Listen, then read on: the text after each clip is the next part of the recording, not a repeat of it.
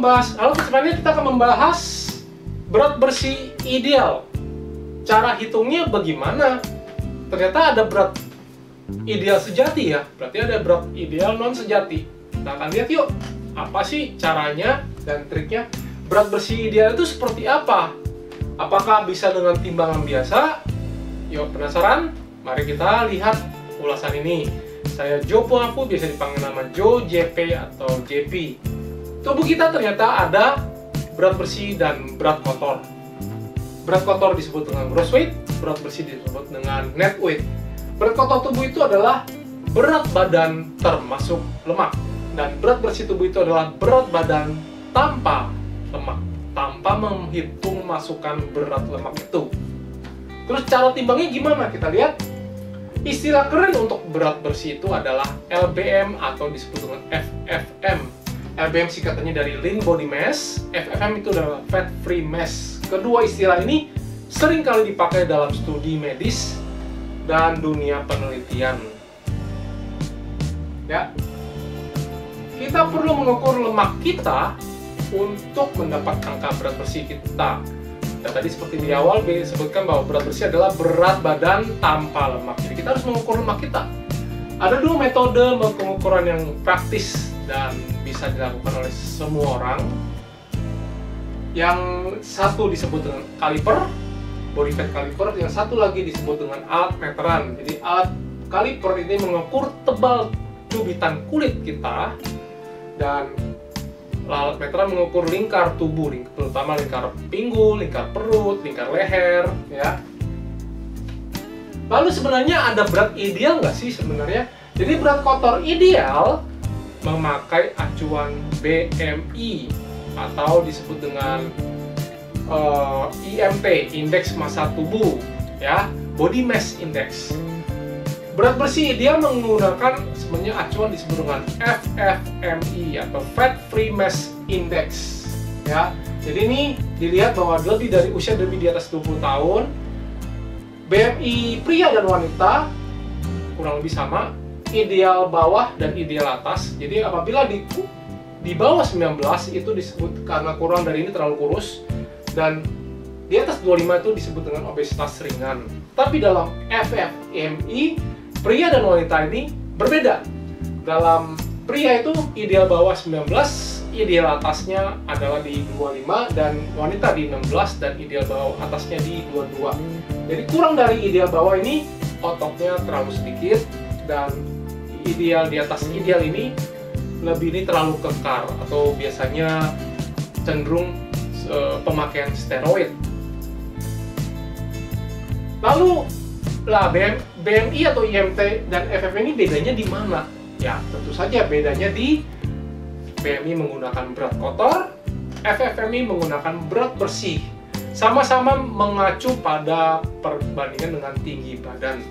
Jadi BMI berat kotornya itu kilogram dibagi dengan tinggi badan meter persegi, dan FFMI itu berat bersih kilogram dibagi dengan tinggi badan meter persegi. Jadi perbandingannya lihat, ini adalah pria yang sama, kondisi sebenarnya pria ini sama, tapi pada saat berat badannya 77 kg, BMI-nya sebenarnya sama, cuma beda 1 kilo.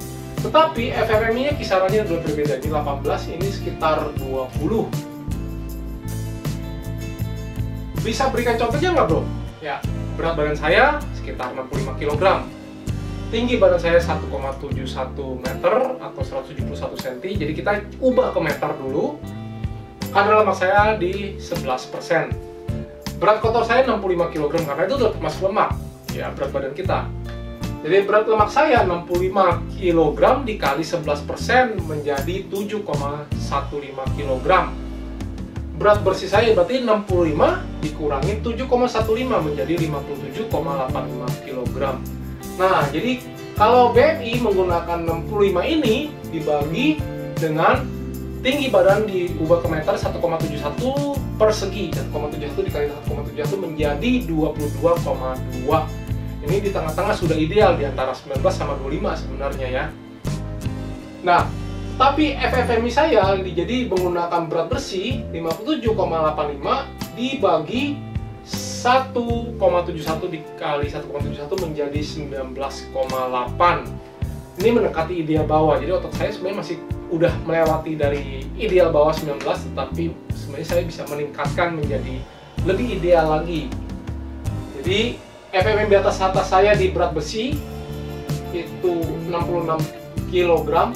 Kalau saya menggunakan FFME di batas atas, berat bersih saya harus di 66 kg. Padahal sebenarnya saya masih 57,85. Jadi saya perlu tambah otot 8 kg lagi untuk mencapai FFMI 25. Jadi sudah jelas ya. Jadi yang harus diperhitungkan dalam ideal, tubuh ideal itu adalah indeks dari FFMI atau rasio berat bersih dibagi dengan tinggi badan. Tubuh kita tetap buncit atau gemuk kalau hanya mencari berat kotor ideal. Sayang sekali bukan kalau kok bisa ideal tetapi tubuhnya masih berlemak tinggi. Jadi berat kotor ideal melihat seberapa ideal secara umum, kisaran umumnya, tapi berat bersih ideal melihat seberapa ideal otot kita terhadap tinggi badan kita. Minimal kita sudah tahu kisarannya, ya, nggak harus terlalu akurat banget, tapi ya kira-kira seperti ini. Berapa berat bersih ideal Anda? Monggo berikan komentar di bawah. Semoga ini bermanfaat. Saya Joe Puanfu, setujukah Anda bahwa investasi yang terbaik adalah investasi terhadap diri kita sendiri? Karena kita yang menikmatinya bukan orang lain. Kita tidak mungkin membayar orang melakukan push up, pull up, atau squat, tapi kita yang mendapatkan ototan. Jadi kita yang harus melakukan kepada diri kita sendiri. Memang kesehatan bukanlah segala-galanya, tapi tanpa kesehatan segala-galanya tidak berarti. Selain itu, kekuatan dan kesehatan mental kita ternyata dipengaruhi oleh kekuatan fisik. Kita harus melatih fisik kita supaya kita bisa mengatasi segala masalah dan tantangan dalam hidup kita. Saya Joe Puanfu bersama Binaraganet. Kami mengajak Anda membangun generasi baru yang lebih cerdas, fit, dan tangguh.